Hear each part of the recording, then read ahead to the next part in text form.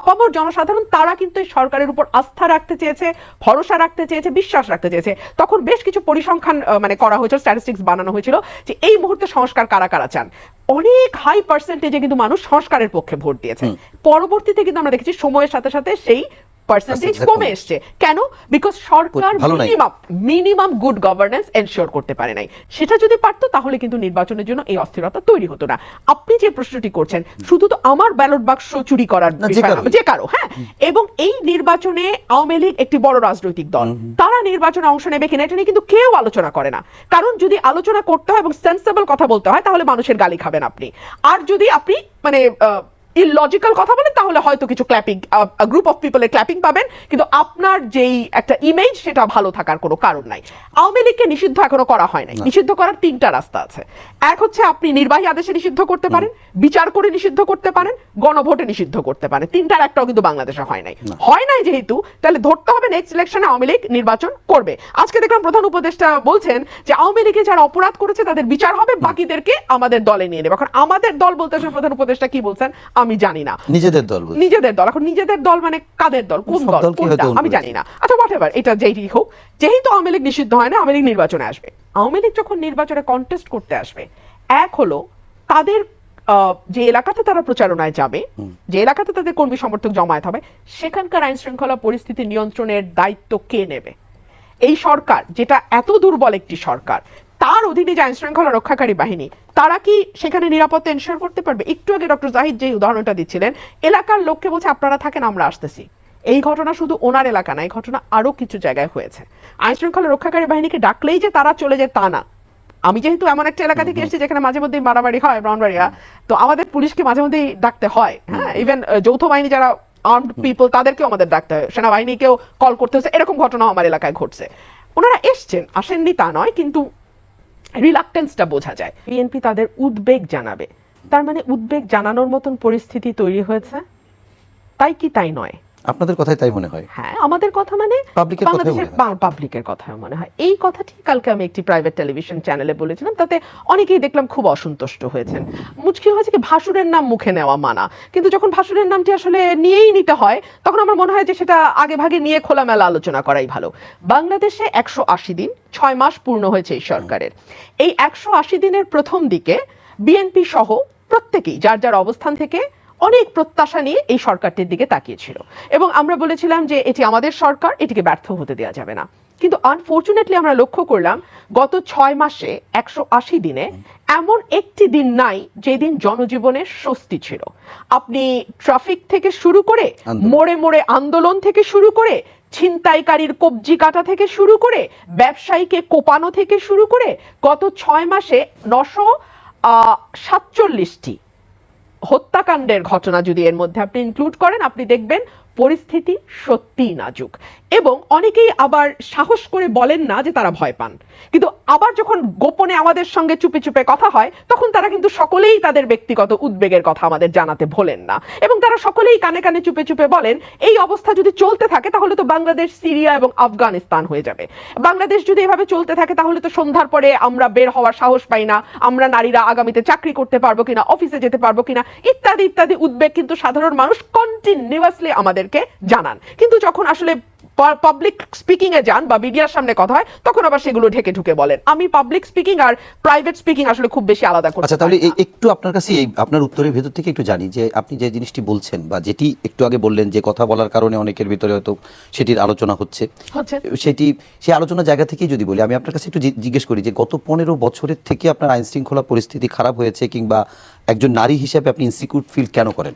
কেন করি এই কারণে যে এখন অনেকগুলো স্টেক হোল্ডার তৈরি হয়েছে। অনেকগুলো স্টেক হোল্ডার কে কার স্বার্থে কখন কি করবে আমরা জানি না। 1, 2 হচ্ছে অদৃশ্য শত্রুর একটি কথা কিন্তু বাজারে এসছে, এবং সবচেয়ে বৃহৎ রাজনৈতিক দল বিএনপির তরফ থেকে এসছে যে দৃশ্যমান শত্রু নেই কিন্তু অদৃশ্য শত্রু আছে। অদৃশ্য শত্রু আসলে কখন কাকে কোন হিসাব থেকে আঘাত করবে আমরা জানি না। গত 15 বছরে জানতাম যে যদি কোনো আঘাত আসে আওয়ামী লীগকে ন্যাশনালি অ্যান্ড ইন্টারন্যাশনালি তার জবাব দিতে হবে। এখন কিন্তু আমরা আইডেন্টিফাই করতে পারছি না। এবং যেটা মুশকিল হয়েছে, শুরুর দিকে যে ঐক্যটা আমরা লক্ষ্য করেছিলাম, যে সকল রাজনৈতিক দল এবং মতের মানুষের মধ্যে এক ধরনের ঐক্য ছিল, সেটা কিন্তু এখন ভেঙে খান খান হয়ে গেছে। আমরা তো দেখি একটা ট্যাগিং কালচার যেটা আগেও ছিল, এখন সেটা অনেক গুণ বেড়েছে। ধরুন আপনি চট করে যে কাউকে ভারতের দালাল, সিআইএ এর এজেন্ট, রয়ের দালাল, স্বৈরাচারের দোষর চাতা বলে ফেলতে পারেন, এবং এটা বলবার জন্য আসলে আপনার হাতে কোনো এভিডেন্স থাকবারও দরকার নেই। আপনি মানুষটিকে পছন্দ করছেন না, আপনার তার কথা বলা ভালো লাগছে না, আপনি তাকে যে কোনো ভাবে ট্যাগ করতে পারেন। সো এই যে একটা ঘৃণা এবং বিতৃষ্ণার চাষ আমরা ভীষণভাবে লক্ষ্য করছি। আমরা কিন্তু আওয়ামী লীগের ব্যাপারে আমি সবসময় একটি কথা বলতাম, পরে মানে অনেকেই বলেছেন, বিভাজনের রাজনীতি, মুক্তিযুদ্ধের পক্ষের শক্তি, বিপক্ষের শক্তি, স্বাধীনতার পক্ষ বিপক্ষ, হ্যাঁ, ইত্যাদি ইত্যাদি, রাজাকার সন্তান, মুক্তিযোদ্ধার সন্তান, এভাবে তারা জাতিকে ডিভাইড করেছিল। এখন এই ডিভাইডের যে নেশন, সেটা আরো শত ধারায় ডিভাইডেড হয়েছে। এখন আপনার কাউকে ভালো লাগলো না, আপনি তাকে মুহূর্তের মধ্যে ভারতের দালাল বলছেন, মুহূর্তের মধ্যে আওয়ামী লীগের দালাল বলছেন। সো এই যে এত স্টেক হোল্ডার, এবং এই দেশের মানুষকে আমার মনে হয় যে অনেকেই না পুরো বক্তব্যটিও শুনবার দরকার মনে করেন না। কাট পিস আপনি আপনার সুবিধার মতো কেটে একজন ব্যক্তির নামে দিচ্ছেন, ওটাকেই মেজরিটি পিপল খুলেও দেখে না যে পুরো বক্তব্যটা কি, আগের এবং পরের কথাগুলো কি ছিল। সো তখন হয় কি, খুবই সহজে মিসকমিউনিকেশন হওয়ার সুযোগ। 15 বছর লম্বা একটি দুঃশাসনের পর কিছুটা টার্ময়েল হবে, সেটা আমরা মেনে নেই। দুই হচ্ছে, আমি যদি লক্ষ্য করতাম সেই টার্ময়েলকে শক্ত হাতে নিয়ন্ত্রণের চেষ্টা সরকার করছে, তাহলে আমি আশ্বস্ত হতাম। কিন্তু আমি লক্ষ্য করছি সরকার তো নিয়ন্ত্রণের চেষ্টা করছেই না, বরং তাদের ইন্টারেস্ট যদি কোনো জায়গায় একটু মানে একটু কম্প্রোমাইজড হয়, ফর এক্সাম্পল সমন্বয়কদের কোনোখানে, যেমন গাজীপুরে যেটা হয়েছে, তারপরেই কিন্তু ডেভিল হান্টের এই উদ্যোগ নেওয়া হয়েছে। কিন্তু ডেভিল হান্টের উদ্যোগ যখন গাজীপুরে সমন্বয়কারীদের উপর হামলা হলো, তার আগে তো বাংলাদেশে বহু বহু ঘটনা ঘটেছে, প্রতিদিন ঘটছে, যেটা নিয়ে আমরা নিরবচ্ছিন্নভাবে চিৎকার করে যাচ্ছি। তখন তো সরকারের টনক নড়লো না। তো সেই জায়গাগুলোতে আমি ইনসিকিউর তো ফিল করি ডেফিনেটলি। আইন শৃঙ্খলা রক্ষাকারী বাহিনী কিন্তু নিষ্ক্রিয়, সত্যি বলছি, তারা এখনো নিষ্ক্রিয়, মানে সক্রিয় হয়নি। আমি একটি উদাহরণ দিতে চাই। আমার টেলিফোন নাম্বার ভাইরাল করা হয়েছে, এইটা নিয়ে আমি ডিসি সাইবারকে কমপ্লেইন করেছি, লিখিত কমপ্লেইন করেছি, থানায় কমপ্লেইন করেছি। এখন পর্যন্ত 2 মাস পার হয়েছে, কোনো ব্যবস্থা নেওয়া হয়। ওই ভিডিওটি ওরকমই আছে মিডিয়াতে, এবং আমি I had to change my number, আমার ব্যক্তিগত টেলিফোন নাম্বার বদলাতে হয়েছে। আমি যেহেতু একজন নারী, আমাকে না আসলে নানানভাবে হেনস্থা করা যায়। অনেকে বলেন উনি কি 15 বছর নিরাপদ ছিলেন? আমি আজকে খুব শক্ত ভাষায় বলতে চাই, কেবলমাত্র জেলে যাওয়াই কিন্তু অত্যাচার নয়। আমাকে মানসিকভাবে যেভাবে হেনস্থার মধ্যে দিয়ে যেতে হয়েছে, প্রতি মুহূর্তে আমার বিরুদ্ধে তো 9-10টা মামলা আছে, ডিজিটাল সিকিউরিটি অ্যাক্ট থেকে হত্যা মামলা পর্যন্ত, সেগুলোর হাজিরা দেওয়া আছে, এগুলো আছে। সোশ্যাল মিডিয়াতে আমাকে কোনো ভাবনায় যেভাবে আমাকে হেনস্থা করা হয়নি, সেগুলো বোধহয় আমাদের অনেকেই এখন মনে করছেন সেগুলো হেনস্থা নয়, কিন্তু আমি মনে করিয়ে দিতে চাই এটাও কিন্তু খুব শক্ত হেনস্থা। সুতরাং 15 বছর নিরাপদ ছিলাম মানে এই না যে আমি হেনস্থার শিকার হইনি। তবে মানুষ স্বীকার করে যে তখন আইন শৃঙ্খলা রক্ষাকারী বাহিনী এখন যেমন নিষ্ক্রিয়, তখন তারা ভয়ে হোক, প্রণোদনায় হোক, আওয়ামী লীগের পারপাস সার্ভ করতে হোক, তখন তারা এখনকার চেয়ে অনেক বেশি সক্রিয় ছিল। ডেভিল আসলে কাদেরকে আপনি বলছেন? এক হচ্ছে যারা নানান রকম আইন শৃঙ্খলা ভঙ্গের সঙ্গে যুক্ত, তাদেরকে ডেভিল বলছেন? যারা নানা রকম অপরাধের সঙ্গে যুক্ত, তাদেরকে ডেভিল বলছেন? নাকি যারা আপনার মতের সঙ্গে সহমত ভাই বলছেন না, তাদেরকে ডেভিল বলছেন? এই একটা প্রশ্ন আমার। 2, এই প্রশ্নটি উঠছে এ কারণেই যে গত 6 মাসে আমরা তো 180 দিনে ন্যূনতম কয়েকশো ঘটনা দেখেছি যেখানে সাধারণ মানুষকে ভোগান্তির মধ্যে পড়তে হয়েছে, সাধারণ মানুষের উপরে কোনো না কোনো অপরাধ সংঘটিত হয়েছে। এই 6 মাসে তো আমরা সরকারকে সেভাবে কার্যকর কোনো উদ্যোগ নিতে দেখলাম না। এখন গাজীপুরের ঘটনা যেহেতু আপনার গায়ে, অর্থাৎ সরকারকে যারা বানিয়েছে বলে সরকার নিজে বলে যে ছাত্ররাই আমাকে বসিয়েছে, ইউনূস সাহেব নিজে বলেন, সো তখন কেন আপনার গায়ে হঠাৎ এত লেগে গেল যে আপনি ডেভিল হান্টের কথা এখন বলছেন? মানে আমাদের কি এতদিন অ্যাঞ্জেলের মধ্যে আমরা ছিলাম, হঠাৎ করে কিছু ডেভিল আসলো? তা তো নয়। 3 হচ্ছে, এরকম হাঁক ডাক ইন্ডিকেট করে যে এর ভেতরে আর কোনো পারপাস আছে, বা এখানে এটা আসলে খুব নর্মাল প্রসেস না। বিকজ একটা নর্মাল সভ্য দেশে কি হওয়ার কথা, সরকার থাকবে, আইন শৃঙ্খলা থাকবে, আইন শৃঙ্খলা পরিস্থিতি নিয়ন্ত্রণের দায়িত্বে পুলিশ এবং অন্যান্য যে বাহিনী আছে তারা কাজ করবে, এবং জনজীবনের নিরাপত্তা এবং স্বস্তি বিধানের দায়িত্ব তাদের। সেখানে হঠাৎ করে এই ধরনের operation clean heart, devil hunt কিংবা লুকিং ফর শত্রুজ, অতীত তো আমরা দেখেছি। অপারেশন ক্লিন হার্ট তো বিএনপির সময় হয়েছিল, দলের নেতাকর্মীদেরও ভিতরে যারা বিগড়ে গেছিল বা একেবারে বিপদগামী বলবো, বা যাদের নিয়ন্ত্রণ করা যাচ্ছিল না, তাদের এগেইনস্টেই করা হয়েছিল। জাতিকে এর মাসুল দিতে হয়েছে। আচ্ছা, এক্সট্রা জুডিশিয়াল কিলিং, এরপরে মাত্রা ছাড়া হয়েছে, প্রাইভেট প্র্যাকটিস হয়েছে, বাহিনীগুলো পয়সা খেয়ে যার যার মতন ভাড়া খেটে মানুষকে হত্যা করেছে।